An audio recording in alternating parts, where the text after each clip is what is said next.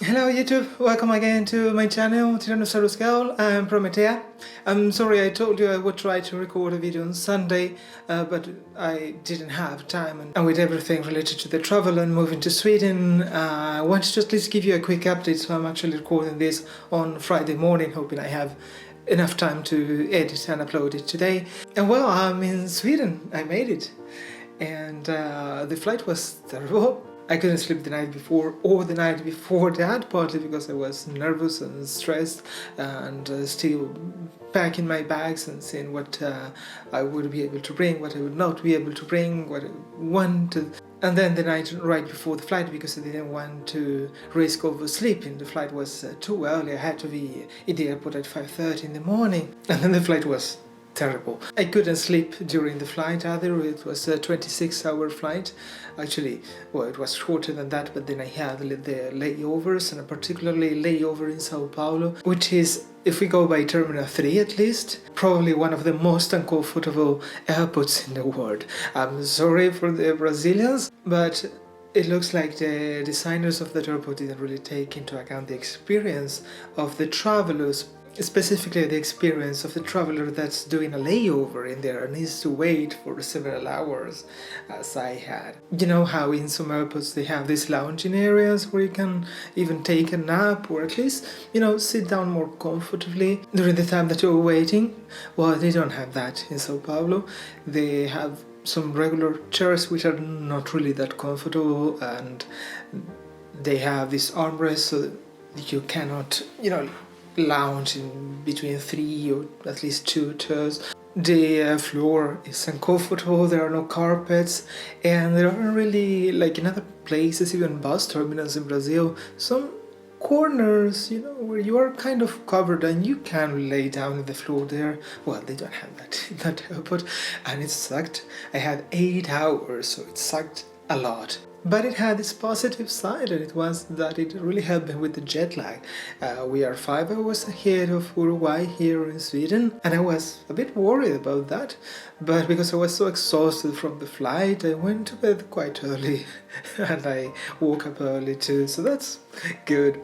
And also I didn't experience really anything bad during the flight and customs and all of that. I was slightly afraid of that. I've heard so many horror stories from other trans people getting through airport security and being sometimes even harassed by the security, mostly by the TSA, to be truth. So it was mostly in the US, but I had no problems at all in the Frankfurt airport. I went through a regular scanner, not even the X-ray one, but a metal detector. And when I got to immigration, a very nice German police officer just took a quick look at my passport and said, "Taka," and that was it. And then in Stockholm, I didn't even have to go through customs. I just took my bags and walked straight out of the airport without any other type of control, which was awesome. Oh wow, now, as I told you, I'm staying with a friend of my mother,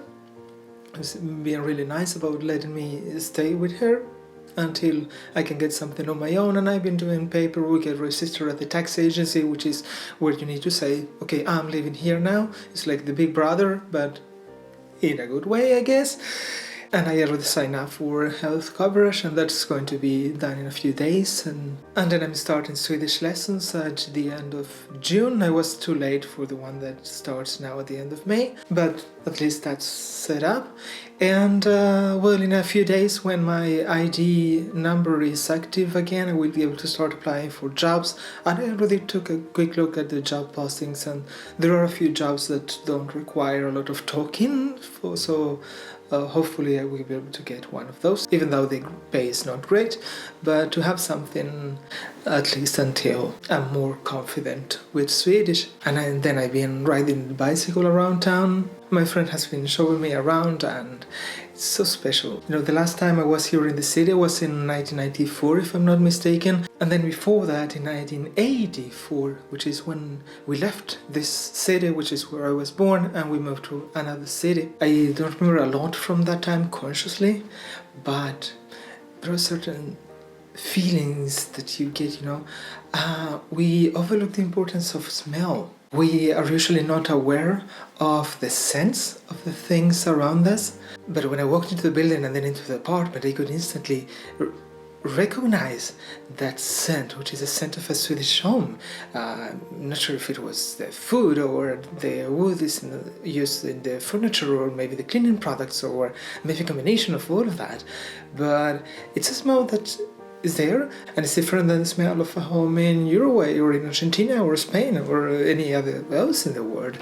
And it brought so many memories back. And then also going around town and different views, different landmarks, and the way that the city is organized also brought me so many things. But well, I wanted to at least let you guys know that I'm here, that I'm doing well, and I will prepare another video for next week now that I have a bit more of time.